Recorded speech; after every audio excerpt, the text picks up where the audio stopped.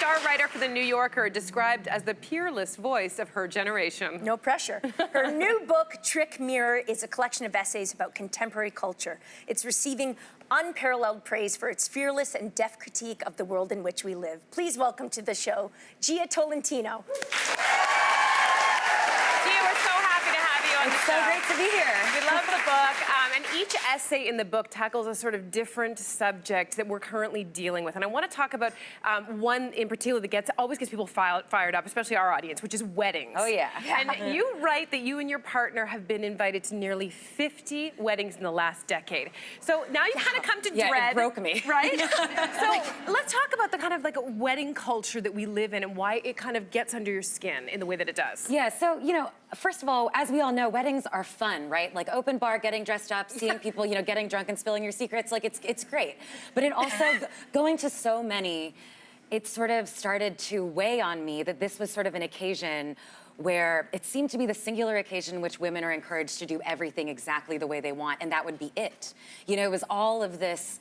You would be so encouraged to just be so glorified on this single day in sort of an exchange, a secret exchange for... You can never ask for anything for the rest of your life. Life of hardship after. Yeah, or just like people value a woman's desires and instincts and needs so much on her wedding day, and then often so much of the world just pretends it doesn't exist after that. And that started to really, really bother me. There's a lot, yeah. And your partner doesn't get asked about, when are you going to get married, nearly as much as you do. Yeah, and it's the thing, right? You go to the wedding and everyone would be like, so when is it going to be your turn? Right. And I was like, oh, my turn to just like lay in wait for this guy to decide, you know, me to be like just waiting for someone to crown me his princess. You know, and there was something about even just the nature of the engagement for a straight wedding I found so horrific, this idea that I would just like wait, you know, and feel like he had to be the one that would like crown, you know, be his partner. I don't know, they were all, and he would never get asked about this stuff, and the same way that I would, because it's presumed that weddings are more emotionally fulfilling for women. And you know, going to 30 of these in 5 years, I was just like, man. Yeah. Broke probably too. Definitely broke, yeah. But I was also just, yeah, it's sort of, there's also the thing about the wedding where things start to gender resegregate around weddings. You start to do all of these women-only activities, you know, and it would seem like, and I'm from Texas, I'm from a really conservative religious community, and so obviously it's not like this for everybody, but it would often seem like you would get married and then your identity would be seen as secondary to that of your husband and child. Yeah. And that really hurt me. You know, I was like, why aren't we all getting together and throwing parties for this huge promotion or some other event? So many other things in life. Yeah. Now, in the essay, Always Be Optimizing, you write about the pressures and costs to maintain a certain lifestyle, you know, mostly a certain lifestyle for women that often revolves around the idea of wellness, from fitness classes to beauty. And a lot of these problems were created and perpetuated by the patriarchy. But I'm wondering now today, when do we have to start sort of shouldering some of the responsibility, I guess, because we're still buying into it and it feels like we know better. Right, I mean, right, so I think one of the animating thoughts for that essay was like, I would go back and read 50s Women's Magazine just for research for other things, and it would be like, this is the exact same stuff that lifestyle blogs are telling us to do, and before it was for our husbands, and now it's just for ourselves to be bosses, you know? Right. And I thought that was so strange, and at the same time, I think it's hard to fault people for doing something to get along better in a broken system, right? The thing to fix is the system, right? I can't, we live in a world, especially we live in a world with basically constant visual self-surveillance. Like, it is an asset for a woman to be extremely efficient, as good looking as she can be, you know, to try to maintain the appearance of youth for as long as she possibly can.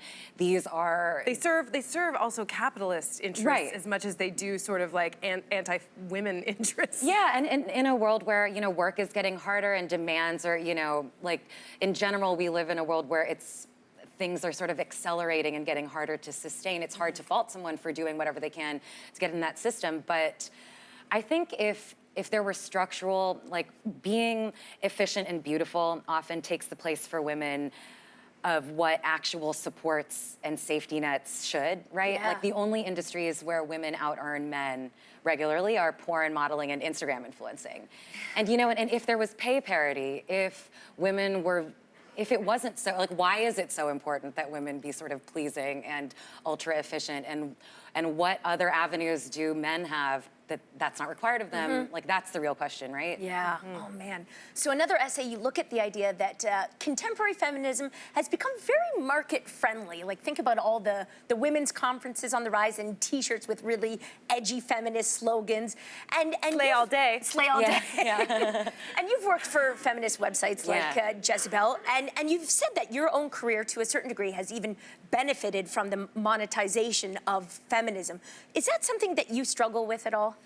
Yeah, I both feel really lucky that that corporations wanted to buy advertising on websites where I could have a job, you know? Like, I owe my entire career to the fact that feminism was marketable for the, you know, so marketable post Lean In, right?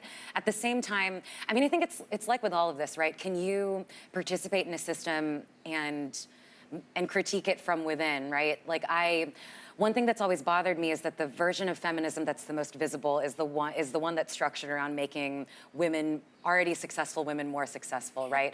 Creating this idea of just the idea is that there should be more CEOs, and that's like the priority, right?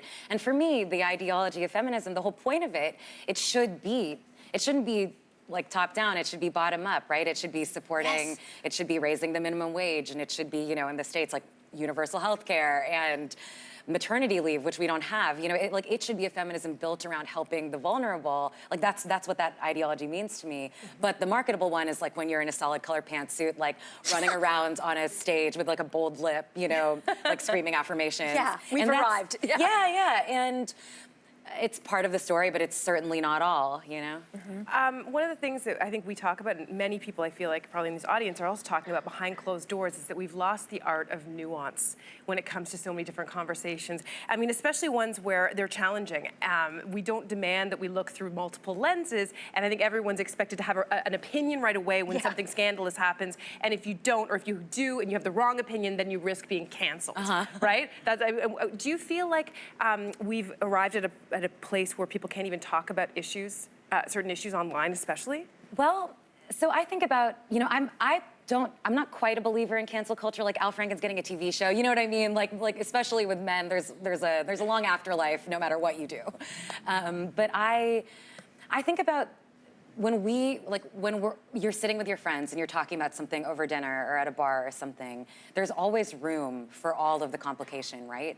And I think that, like, of course, the way that social media is structured, it doesn't make room for that. But I kind of, for me as a writer, I try to use it as just a hurdle to jump over, right? Like, I generally think I just have to find a way to express this complicated thought in a way that people will read.